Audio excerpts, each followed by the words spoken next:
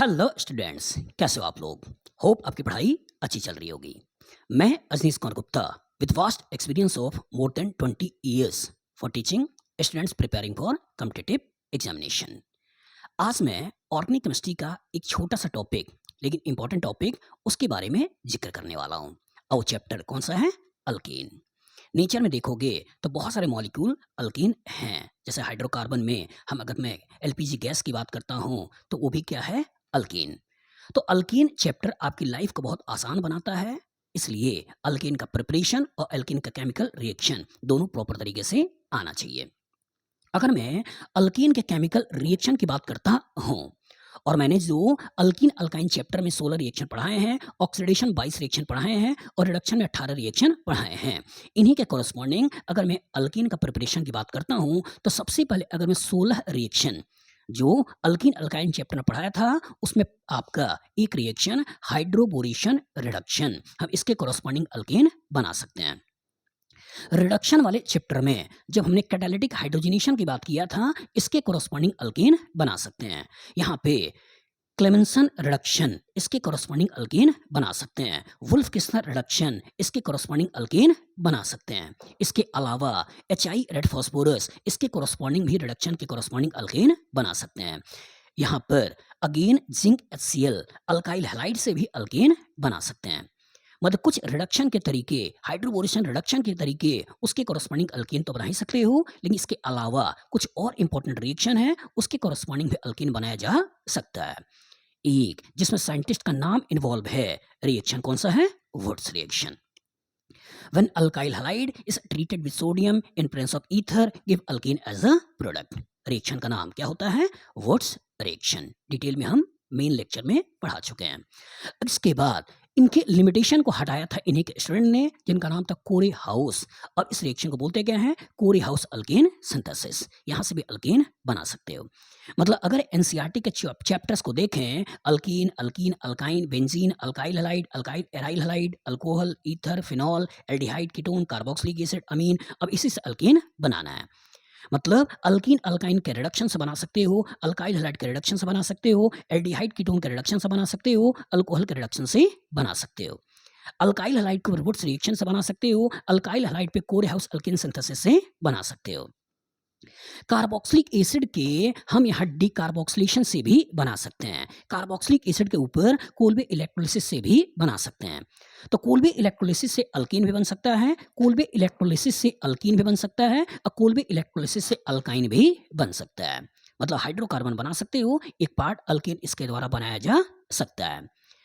Preparation में इसके अलावा एक और इंपॉर्टेंट रिएक्शन होता है ग्रिग्नाट रिएजेंट, हम इसके कॉरस्पॉन्डिंग भी अल्केन बना सकते हैं बाय एसिड बेस रिएक्शन और by nucleophilic substitution reaction. Mechanism SN2 detail में हम लोग आगे देखेंगे। प्रिपरेशन के बाद ओवरऑल आपने अल्केन बनाया क्यों? रिएक्शन के लिए।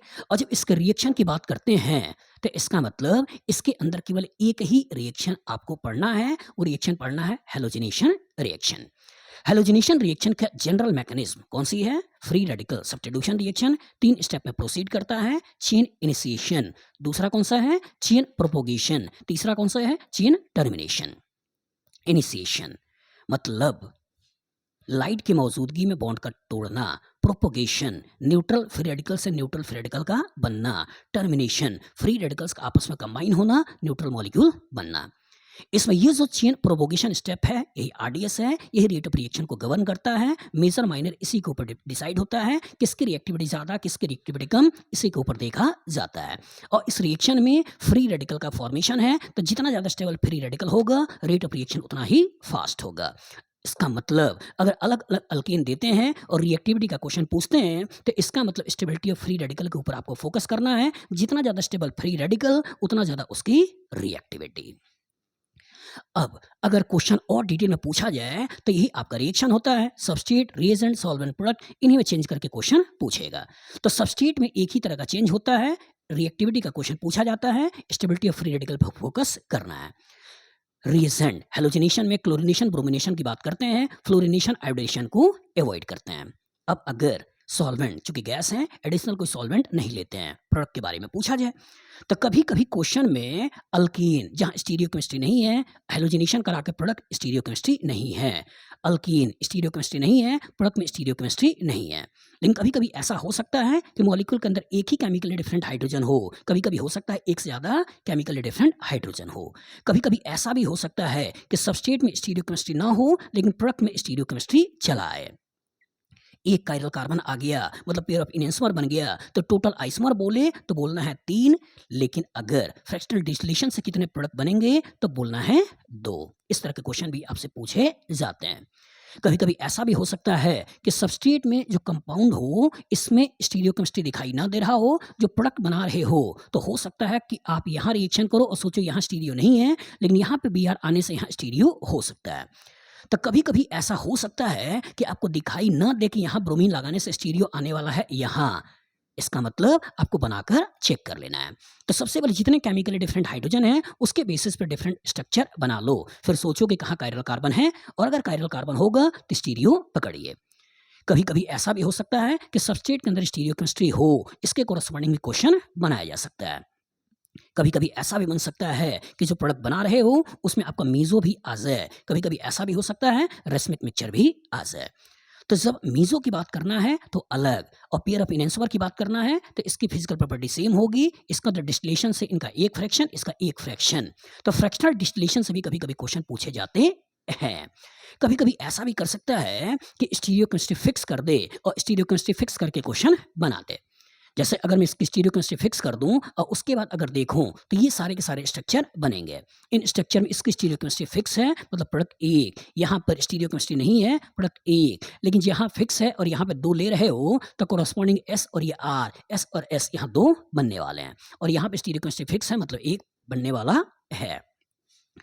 अब यहाँ इंपॉर्टेंट ये है बेटा कि यहाँ पे एस आर मीजो है, यहाँ एस एस ऑप्टिकली एक्टिव है, तो कभी कभी क्वेश्चन पूछ सकता है कि इसके ऊपर रिएक्शन करने के बाद कितने आइसोमर बनेंगे, उसका फ्रैक्शनल डिस्टिलेशन करें तो कितने फ्रैक्शन आएंगे।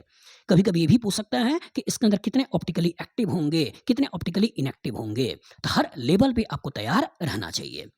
तो अल्कीन कहने के लिए छोटा सा टॉपिक है लेकिन इंपॉर्टेंट टॉपिक है, इससे क्वेश्चन पूछा जाता है। होप ये छोटा सा वीडियो, शॉर्ट वीडियो जो मेरे क्लास लेक्चर का था उसी के नोट्स को लेकर मैंने थोड़ा बहुत आपको रिवीजन करवाने की कोशिश किया, आपकी अंडरस्टैंडिंग को इम्प्रूव किया होगा। Good luck, good day.